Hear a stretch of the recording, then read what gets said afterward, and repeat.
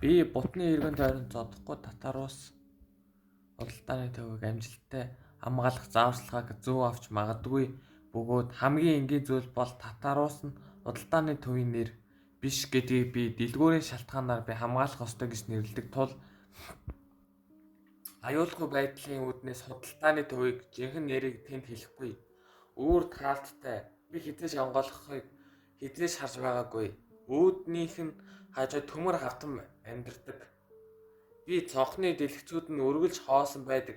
Тэр ч байтугай энгийнээр тайлбарлах заавар дараах байдалтай байна. Номер 1. Цагны 2-дугаарт тоот татрыг хэнийгч бүү орвол 3-дугаарт хэнийгч бүү гарга. Би оройны 20 цагаас үүрийн 4 цаг хүртэл ажиллана. Даваа гаригаас баасан гариг хүртэл ажиллана. Тэгвэл би зүгээр л нэг харгас харьцангуй өрөвдөлтэй дунд иргэм насны эрэгтэй ганцаараа энэ худалдааны төв над чиг өөр 5 эрэгтэй эсвэл 5-ын зарим нь эмэгтэй хүн байж магадгүй гэж бодож байна. Тэдний хоёр нь амралтын өдрөөр хичээлдэг гэж би сонсдог. Нөгөө хоёр нь ажлын өдрүүдэд нэг нь өглөөний 4 цагаас 12 цаг хүртэл ажилладаг. Нөгөө нь 12 цагаас 20 цаг хүртэл ажилладаг гэж сонссон. Өд дундаас оройн 20 цаг хүртэл аялжлан явахдаа тэр зүгээр л нэг удаа түүний тухай ийм төрхтэй байсан бол би түүний маск зүүсэн тул хэлэх нь хэцүү байх болно. Гэхдээ тэр тэдний нүднээс харж болно. Тэр ямар нэгэн новшийн зүйлийг олж харсан.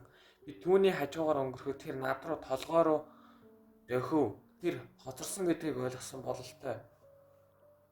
Тэр зүгээр л танихгүй хүн байж магадгүй юм шиг санагдаж байна.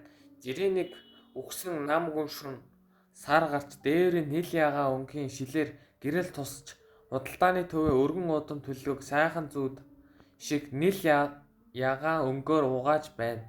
Би татар руу харуул төмөр хуудасны хаалга байранда шийдэнгүй сув. Цонхнууд нь ханхан өгсөн байдаг. Тэр зарим нэг шүн дундаас ямар нэгэн зүйл гарч ирэхийг сонсож болно. Кофенаас балгачгаад сандал дээр тухлан суугаад миний сандал энэ бол худалдааны төвийн массажны сандлуудын нэг нь энэ нь асаагүй байгаач аятайхан хэвээр байна.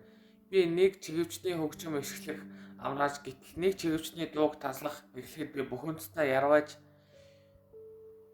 чихнээсээ нахиа суугалж ав. Охиндоо юу хийх хайх тухай өчүүгэн санаа надад 8 жил юм төрсөн. Тэр үед сайн байсан байх гэж бодож байсан ч одоо тийм сайн биш байгааг тэд энэ бүхэн хугацаанд маш сайн төвчж байсан ч энэ урам зориг хугарсан зүйл гэж бодож байна. Өнөө өрөө Жолиныг сонсож байна. Эсвэл ажилд олгогчдоо маш их хичээж байна. Намайг энэ албан тушаалын төлөө хайсан нууцлаг хүмүүс байсан.